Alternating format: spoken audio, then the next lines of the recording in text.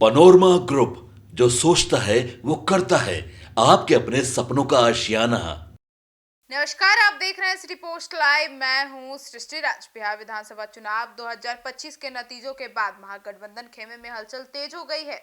हार के बाद राजद और महागठबंधन के अन्य घटक दलों के बीच लगातार मंथन जारी है। रिपोर्ट्स के अनुसार तेजस्वी यादव को एक बार फिर से विपक्ष का नेता चुने जाने का आम सहमति बन रही है और इसके अलावा चुनाव परिणामों को कोर्ट में चुनौती देने की तैयारियां भी चल रही है, जिसके लिए कानूनी सलाहकारों और वरिष्ठ नेताओं से महत्वपूर्ण चर्चा की जा रही है। राजद की बैठक लगभग 4 घंटे तक चली, जिसमें हार की वजहों से लेकर आगे की रणनीति तक सभी पहलुओं पर विस्तार में बात हुई। आपको बता दें, बैठक से मिली जानकारी के अनुसार राजद नेतृत्व का मानना है कि चुनाव परिणामों में कई सीटों पर संदिग्ध परिस्थितियां देखने को मिली। ईवीएम में मतगणना प्रक्रिया, वीवीपैट मिलान और कई टेबल्स पर अंतिम समय में आए बदलाव को लेकर गंभीर सवाल उठे। राजद इस बिंदुओं पर पुख्ता सबूत जमा कर कानूनी लड़ाई लड़ने की तैयारी में है। कहा जा रहा है कि कई सीटों पर महागठबंधन उम्मीदवारों और एनडीए उम्मीदवारों के बीच बहुत कम अंतर था, जिसकी वजह से संदेह और बढ़ गया।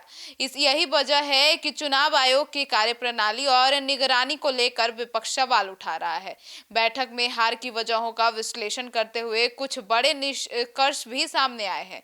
पहला, चुनाव प्रचार के दौरान महागठबंधन की एकजुटता और तालमेल कमजोर दिखा।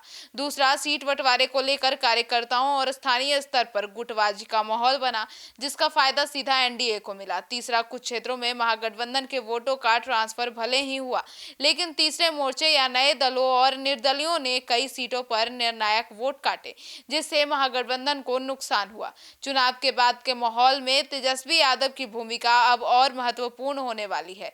पार्टी के भीतर उन्हें नेतृत्वकर्ता के रूप में पूरी तरह से स्वीकार किया गया है। बताया जा रहा है कि तेजस्वी यादव न केवल विपक्ष की नेता की जिम्मेदारी संभालेंगे, बल्कि विधानसभा के अंदर सरकार को हर मुद्दे पर जवाबदेह बनाने के लिए आक्रामक भूमिका भी निभाएंगे।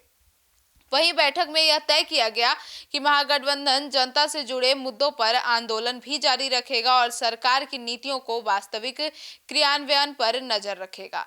इसके अलावा आरजेडी ने भविष्य में संगठन को मजबूत करने, युवा नेताओं को आगे लाने और जमीनी स्तर पर कमेटियों का पुनर्गठन करने पर भी जोर दिया है। आने वाली पंचायत, शहरी निकाय और अगले चुनाव की तैयारी को भी अभी से शुरू करने का संकेत दिया गया है। कुल मिलाकर यह स्पष्ट है कि राजद और महागठबंधन परिणामों को मानकर शांत बैठने के मूड में नहीं है।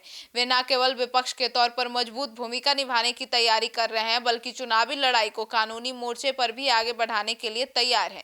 आने वाले दिनों में अदालत की दलीलें, विधानसभा की बहसें और विपक्ष की रणनीतियां बिहार की राजनीति में नए समीकरण तय कर सकती है। अब इस पर आपकी क्या राय है, कमेंट सेक्शन में जरूर बताइएगा। धन्यवाद।